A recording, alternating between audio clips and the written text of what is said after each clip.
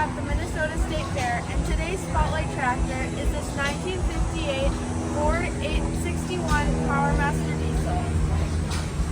First step is to turn on the fuel.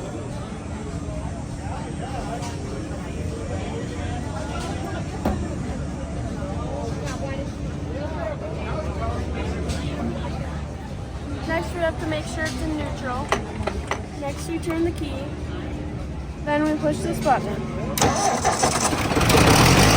The 861 in the model designation of this tractor indicates that the tractor is the 801 series with a 5-speed transmission and a 2-stage clutch, which allows for live power takeoff. Other configurations of the 801 series included the 851 with a 5-speed transmission and no live PTO, and 841 with a 4-speed transmission and no live PTO, and the 871 Select O-Speed with a powershift transmission. Jim Barber met Lee Sackett at the Topeka Farm Show in January of 2024.